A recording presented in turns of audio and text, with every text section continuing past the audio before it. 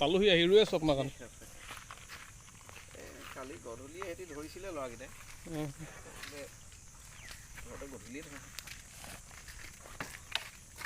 অজগৰ সাপৰ পোৱালি আমাৰ অসমীয়াত ক'বলৈ গ'লে এনে ইংৰাজীত কি বুলি ক'ব ইয়াত?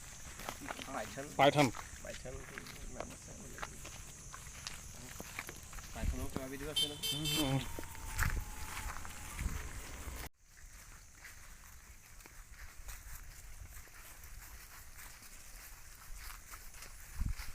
এইটো ভাল হ'ব নেকি ন? সেইটো হ'ব দুইখন নৈ মানে জেগা লগ হৈছে ইয়াতে প্ৰাকৃতিক পৰিৱেশ ভাল আছে। পানীও বাঢ়ি আছে নদীত।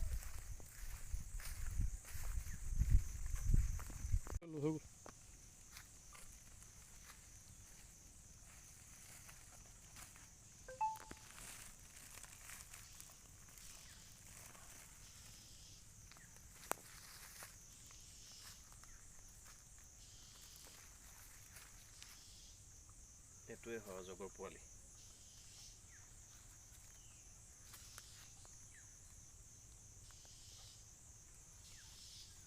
হৈছে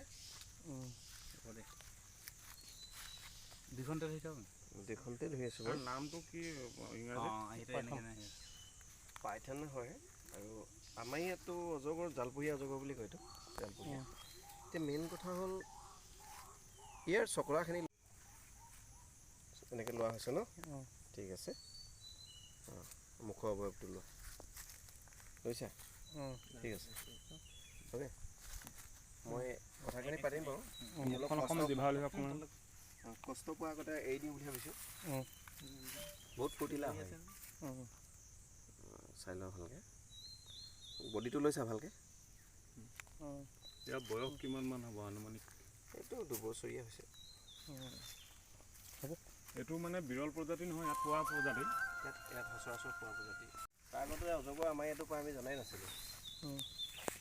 5 বছৰমানে হৈছে আমাৰ ইয়াত অজগৰ ওলোৱা। এইবিলাক বানপানী বা কিবা গাড়ী বহুত দূৰৰ পৰা অনা গাড়ী পাইপ চাইপত আহিছে তেনেকৈ হ'ব পাৰে। ঠিক আছে মই এৰি দিম আমনি পাব পাৰে।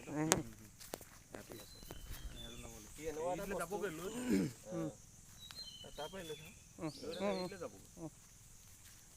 আপুনি মানুহটোক দেখাই দিব। হ'ব একো নাই সেইটো মই কৰিম বাৰু। বহুত ফূৰ্তি লাগে মানুহ ভালে হয় ভালকৈ লৈ লওক একো নাই যাব হৈছে পানী টাইমবই গুচি যাব। নাকন্দা চিনেমাখনৰ আগতে লাগিলে নেকি? অজগৰো এনেকুৱা এনেকৈ গৈ থাকিব দেখা নাই আগত। এনেকৈ পাৰ হৈ গুচি যাব। তাত লাগি গ'ল কিন্তু তাত ৰ'ব হৈ গুচি যাব। পাইছোঁ আপুনি এটা অজগৰ সাপৰ পোৱালি ইয়াতে মেলি দিছে অৰণ্যৰ মাজত। ক'ত ধৰিলে আৰু কেতিয়া আৰু কেনেধৰণৰ ধৰিবলৈ সক্ষম হ'ল? একচুৱেলি সাপটো মই নিজ হাতে ধৰা নাই। মোৰ কেইজনমান বন্ধুৱে শিৱসাগৰ চেঙেলীবাৰী বুলি কোৱা জেগাডোখৰত কালি ধৰিছিলে ৰাতি ঠিক 10টা বজাত। আৰু মোক তেওঁলোকে খবৰ দিলে যে দাদা সাপ এটা ধৰা হ'ল, লৈ যাওকচোন অজগৰ সাপ নেকি, আমি ভালকৈ ধৰিব পৰা নাই। মই কেনেকৈ ধৰিলে কি কথা সুধিছোঁ, তেওঁলোকে কিবা লাঠি এনেকৈ হেঁচি ধৰিছোঁ কৈছে। বাৰু তথাপিতো গৈ আহোঁচোন বোলো। গ'লোঁ মই চালোঁ সাপটো হয় অজগৰ সাপেই হয়।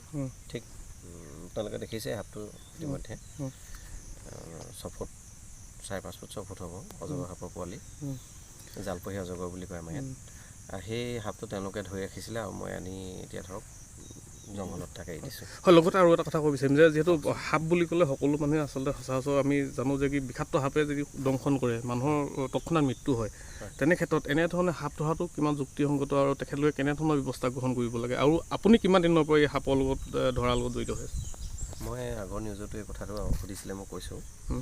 এতিয়া যোৱা বছৰ কৈছিলোঁ মোৰ সাপ ধৰা 26 বছৰ হ'ল, এইবছৰ 27 বছৰ হ'ল আৰু। মানে সাৱধানতাটো মানে কি একেবাৰে 26 বছৰ ধৰি আছোঁ যদি অভিজ্ঞতা অকণমান হৈছে। কোনো মোৰ চৰকাৰী চাৰ্টিফিকেট নাই সাপ ধৰা, প্ৰথম কথা হ'ল সেইটো ক'বই লাগিব। দ্বিতীয় কথা হ'ল সাপটো যি সাপেই নহওক ধৰিবলৈ কেতিয়াও নাযাব, অনভিজ্ঞ ব্যক্তিয়ে ধৰিবলৈ নাযাব। কাৰণ কোনবিধ সাপ বিষাক্ত তেওঁলোকে নাজানে আৰু কোনবিধ অবিষাক্ত এইটো নাজানে। গতিকে স্বভাৱটো বিষাক্ত নহয়, চবেই জানেই কথাটো। খালি বিষাক্ত সাপ যদি চিনি নাপায় বা অভিশপ্ত চিনি নাপায়, তেওঁলোক সাপ নধৰাই ভাল। বাইট কৰাৰ পিছত কি ভয়ংকৰ পৰিণাম হ'ব গম পায়ে চাগে। এতিয়া বিষাক্ত বুলি ক'লে এই অজগৰ সাপটো এতিয়া যে ধৰিলে তেওঁলোকে চেঙেলীবাৰীত কালি ধৰিলে ৰাতি, মই এইটো তেওঁলোকে ধৰিব লাগে বুলি মই নাভাবোঁ। কাৰণ কেলৈ অজগৰ সাপৰ নিচিনা ছেইম সাপ ওলাইছে আমাৰ ইয়াত, ৰাছেল ভাইপাৰটো যে আহি আছে, দেখিবলৈ সম্পূৰ্ণ হুবহু একেই। তাৰ পিঠিত যিটো চকলা আছে আমাৰ ৰাছেল ভাইপাৰো আছে, খালি তাত কালাৰবিলাক অলপ গল্ডেন টাইপ হয়। ৰাছেল ভাইপাৰে কামুৰিলে কিন্তু কেতিয়াও বচাবলৈ দিগদাৰ আছে। যদি হাৰ্টৰ পৰা ওচৰৰ জেগাত কামোৰে খুব সোনকালে মানুহজন মৰিব। তাৰ হেৰিটো হৈছে হেমটক্সিন হয়। হেমটক্সিন মানে গম পাইছে ন, ব্লাড হয়। ব্লাডটো খুব সোনকালে গোট মাৰি সোনকালে মানুহজন মৰে, বুজি পাইছে? গতিকে বোলে ভৰিত কামুৰিলে অলপ টাইম লাগিব পাৰে মানুহটো ঢুকাবলৈ, কিন্তু এইবিলাক যদি হাতে বাউসী চাকি বা ক'ৰবাত ওচৰৰ জেগাত কামুৰি দিলে তেতিয়া সোনকালে মানুহজন। আচলতে সাপৰ সৰু বৰ নাই, এইবিলাক নোযোৱাই ভাল ওচৰলৈ কাষলৈ ধৰিবলৈ। সৰুবৰ নাই, ইমান মানে সাহস কৰিব নাপায় আপোনাৰ মতে, হয়নে? হয় হয়। গতিকে কালি তেওঁলোকে যেতিয়া ফোন কৰিলে, মই তেওঁলোকক দেখিলোঁ যে এওঁলোকে সাপ ধৰিছে, কিন্তু যিটো সাপ ধৰিছে একদম দেখিবলৈ হুবহু ৰাছেল ভাইপাৰ, অজগৰ যদিও তাৰ আকৃতিটো আপোনালোকেও হেৰিয়াত চাইছে, হয়তো দেখাব ভালকৈ, তেনেকুৱা ধৰণৰ সাপ ৰাছেল ভাইপাৰ।